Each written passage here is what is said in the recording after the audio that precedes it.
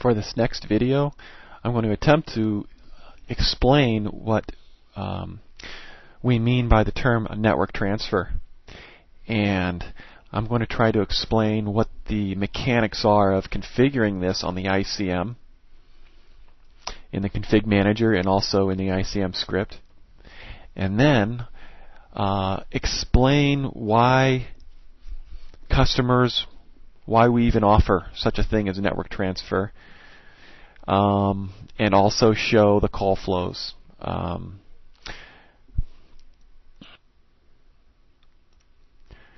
So what is network transfer? So I'm going to simply put, it means that the ICM is going to return its label to not the original routing client, but an associated VRU routing client instead. So typically, the call will come in on a call manager routing client, which is the call manager peripheral, which is connecting the ICM via JTAPI to the call manager. That's the typically that is the original routing client that we're talking about in the network transfer cases.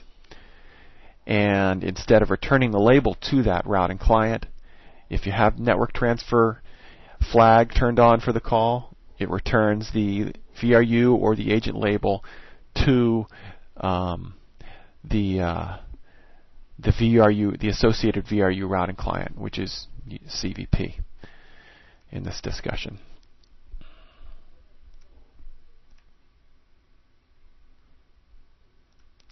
So first, let's illustrate the first inbound call from an ingress gateway. Typical CVP comprehensive call flow. So you've got the ingress gateway. The call comes in via SIP. For simplistic purposes, let's just say it goes directly to CVP. And now CVP is the routing client. It's a VRU peripheral hanging off ICM. So it's a VRU routing client. Sends a new call to the ICM. And then a temp connect comes back with the VRU label. And that makes that tells CVP to connect to the VXMO gateway. And then when the IVR portion is done, the connect comes back with an agent label. And we tear down the call to the IVR, and we make an outbound call to the call manager. The CVP makes an outbound call to the call manager via SIP.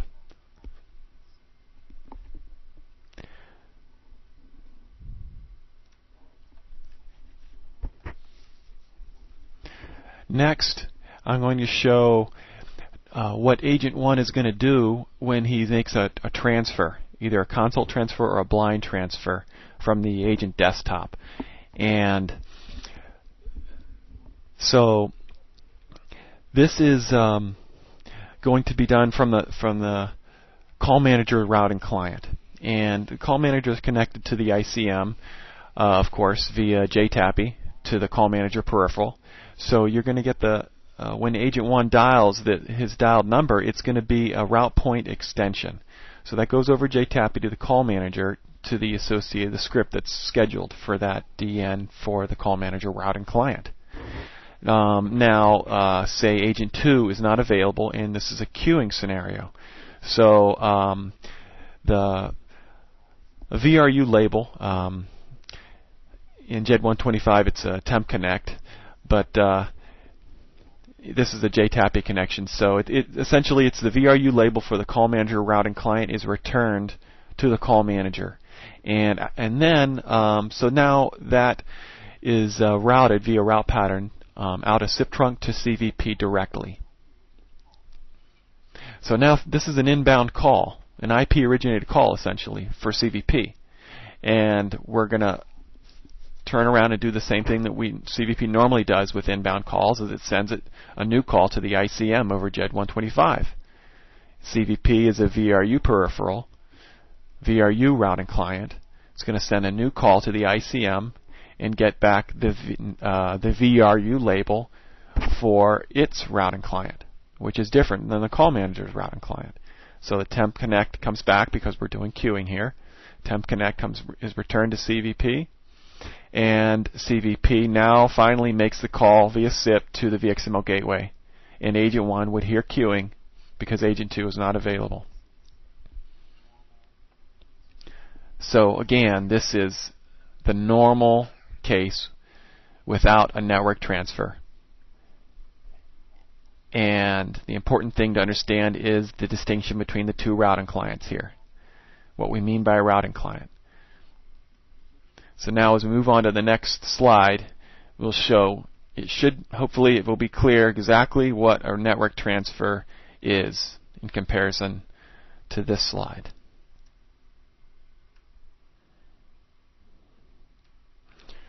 Alright, so finally we come to show you what this network transfer is. So on this next slide, we're going to have network transfer preferred checked off on the call manager routing client in the config manager in the PG Explorer. On the bottom there's a checkbox for network transfer preferred. That needs to be checked off. Then, in the very first original script that the caller's DN was scheduled for, that has a call variable called network transfer enabled. That is set to 1.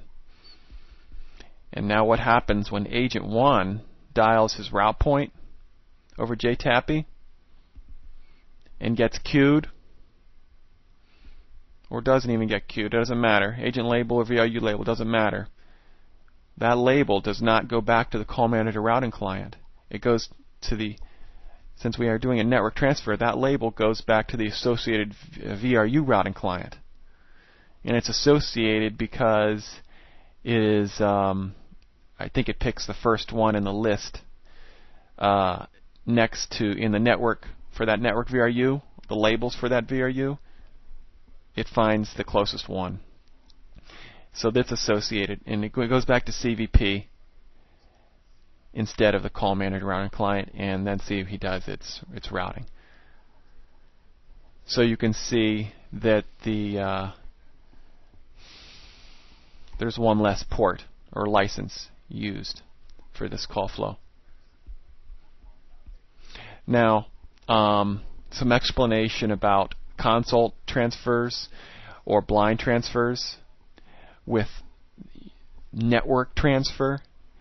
The rule is you cannot use a console transfer with a network transfer. Why? Because it's not going to be a console transfer. Because what happens is it turns out it's going to operate just like a blind transfer. So if you were to do that console transfer with your network transfer prefer flag turned on, it actually sends the label back to the CVP just like on the caller leg, and it's just like you did a single step transfer. So the Agent 1, his call appearance, he just completely gets dropped out of the call, and now the caller gets that, whatever label that is, returned to him. So that's why you can't do a console, warm transfer with network transfer on. Yeah. But I'm almost done.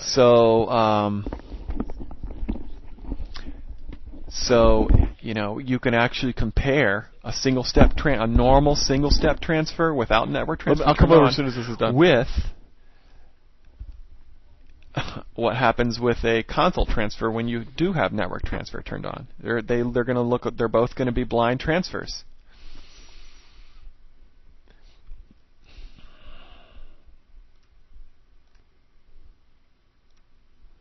So the last thing I want to show is, of course, using the Wireshark packet sniffer tool, the analysis of the SIP calls for not even a network transfer, but a normal transfer without. So you can see all of the ports that are used, all of the calls. You can see this by looking at statistics in OAMP, but Wireshark will break down nicely for you the different call legs. So we usually bring up Wireshark VoIP calls, and you will see eight different SIP calls here. And now the first one is the inbound caller, initial speaker, which is actually coming from CUPS, inbound to CVP. And then you can see that the two header is to the inbound caller DN. And now the next three are outbound call legs from CVP. The first one is to the VXML gateway. The third one is to the ringtone service, and the last one is to the agent 1 at 1002. Okay, so now agent 1 is on call with caller, and he's going to do a consult. And you see he gets queued because there's an inbound call from the call manager with the DN of that route, that VRU label of the call manager peripheral, which is the 777-333 number. So that went out the route pattern SIP trunk to CVP. Now CVP, the last three legs are the labels that CVP gets from the ICM. So now it got its VRU label, which is 777-222. It sends that to the XML gateway. That's finished, and we're going to make a transfer to agent 2 because agent 2 became available. So we're going to contact the ringtone service again, and then agent 2 will answer 1004 at device 1004. So now this is normally what you see for console transfers or blind transfers without the so-called network transfer. 8 call legs. The first 4 are associated with call GUID 1. The second 4 are associated with call GUID 2.